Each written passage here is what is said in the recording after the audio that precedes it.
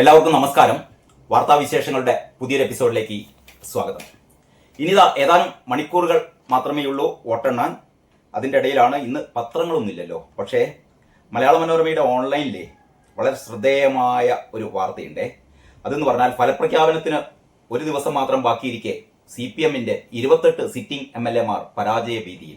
CPM-ന്റെ 28 sitting MLA-മാർ പരാജയ ഭീതിയിൽ എന്ന് പറയുന്നത്. അതിൽ ഒരുപാട് മന്ത്രിമാരുണ്ടേ. നേരത്തെ അറിയാലോ, VD സതീശൻ പറഞ്ഞിരുന്നു 12 മന്ത്രിമാർ തോൽക്കുന്നു. 12 മന്ത്രിമാർ നിർബന്ധമായി തോൽക്കും, അതിൽ ചിലപ്പോൾ ഒന്ന് കൂടുകയോ ഒന്ന് കുറയുകയോ ചെയ്യും എന്നുള്ളതായിരുന്നു VD സതീശൻ നേരത്തെ പറഞ്ഞിരുന്നത്. അതിനോടനുബന്ധമായിട്ടാണ് പറയുന്നത്. മന്ത്രിമാരായ MB രാജേഷ് എണ്ണിവെച്ചേ, മന്ത്രിമാരായ MB Rajesh, R Bindu, VN Vasavan, മണ്ഡലം മാറി മത്സരിച്ച CPM സ്വതന്ത്രൻ V അബ്ദുറഹിമാൻ നേരത്തെ മണ്ഡലം തനിക്ക് ആ മണ്ഡലം വേണ്ട, നേരത്തെ മത്സരിച്ച മണ്ഡലം വേണ്ട എന്നൊക്കെ പറഞ്ഞിട്ട് മണ്ഡലം മാറിയിരുന്നു. അവരുൾപ്പെടെ പരാജയ ഭീതിയിലാണ് എന്നാണ് മലയാള മനോരമ റിപ്പോർട്ട് ചെയ്യുന്നത്.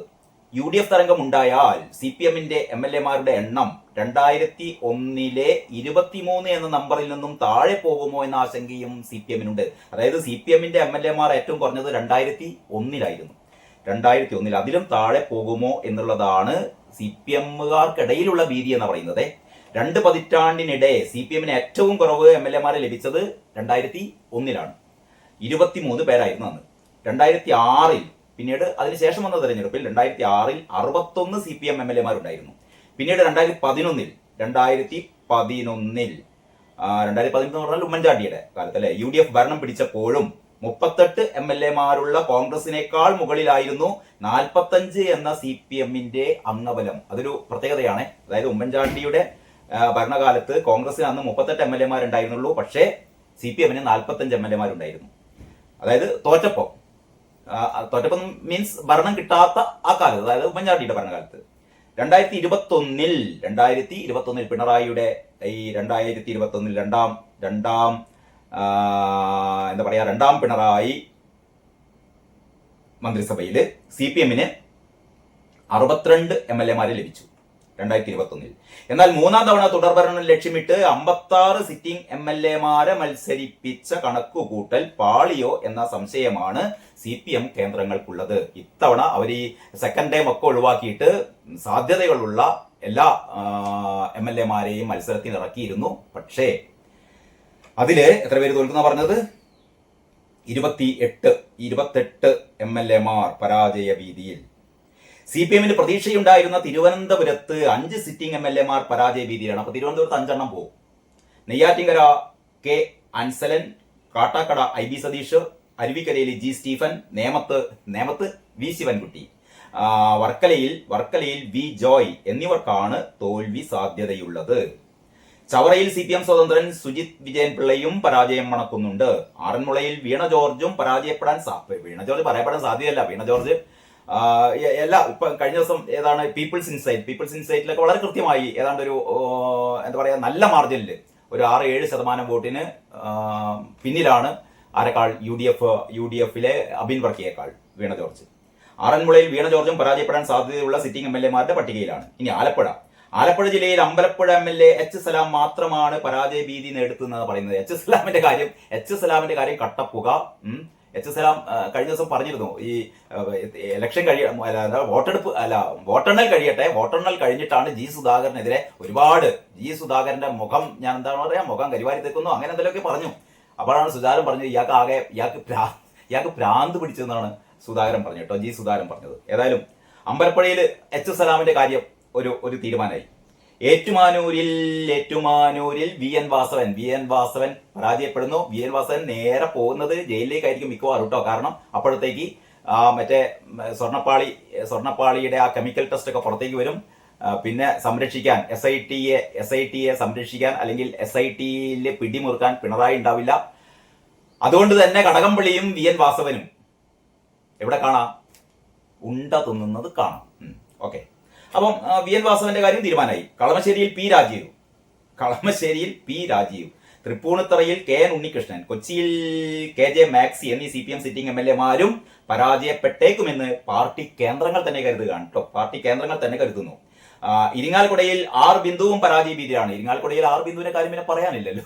R ബിന്ദുവും പരാജയ ഭീതിയിലാണ്. തൃത്താലയിൽ എം പി രാജേഷും കോങ്ങാട് കെ ശാന്തകുമാരിയും വിജയിക്കുമെന്ന് CPM-ന് ഉറപ്പില്ല എന്ന് പറഞ്ഞാൽ അതും ഡിം. താനൂരിൽ നിന്ന് തിരൂരിലേക്ക് മാറി മത്സരിച്ച, നേരത്തെ പറഞ്ഞത്, താനൂരിൽ നിന്ന് തിരൂരിലേക്ക് മാറി മത്സരിച്ച വി അബ്ദുറഹിമാൻ, തവനൂരിൽ മത്സരിക്കുന്ന KT ജലീൽ, കോഴിക്കോട് 4 സിറ്റിംഗ് MLA-മാർ തോൽക്കുമെന്നാണ് പാർട്ടി കണക്കുകൂട്ടൽ. അപ്പൊ ആരൊക്കെ?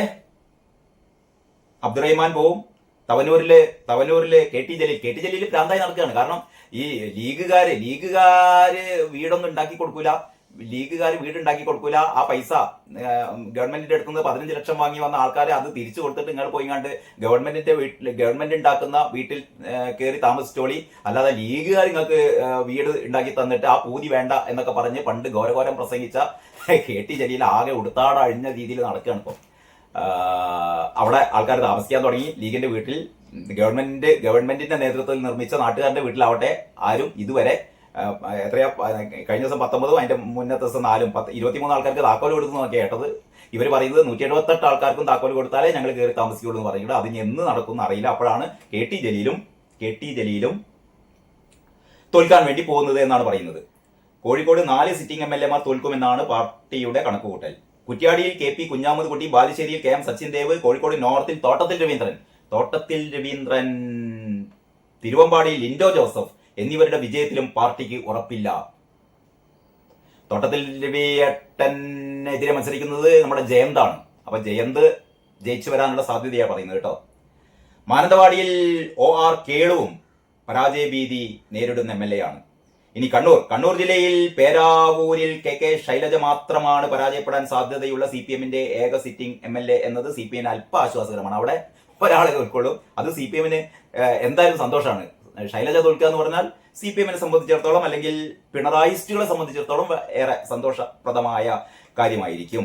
അപ്പൊ ഇങ്ങനെയൊക്കെയാണ് മനോരമയിൽ വന്നിരിക്കുന്ന വാർത്ത. പക്ഷേ നമ്മളെ സംബന്ധിച്ചിടത്തോളം ഈ ഫീൽഡിൽ നിന്നൊക്കെ കിട്ടുന്ന ഒരു വിവരം ഏതാണ്ട് ഇതൊക്കെ തന്നെയാണ്. പക്ഷേ അവസാന നിമിഷത്തിലും ശുഭപ്രതീക്ഷയിലാണ് നമ്മുടെ കാരണഭൂതവും MV ഗോവിന്ദനൊക്കെ.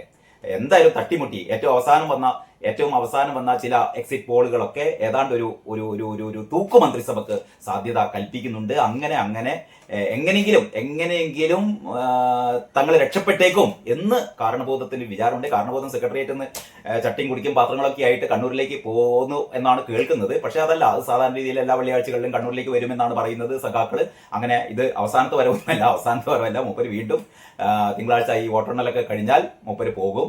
എന്നിട്ട് പോയിട്ട് അവിടെ പന്തൽ കെട്ടുന്നുണ്ടോ, വലിയ പന്തൽ കെട്ടുന്നുണ്ട്. ആ പന്തലില് പിണറായി എല്ലാവർക്കും നന്ദി ചൊല്ലി നന്ദി എന്നൊക്കെ പറഞ്ഞിട്ട് അടി കിട്ടാതെ രക്ഷപ്പെട്ടാൽ പിണറായിയുടെ ഭാഗ്യം.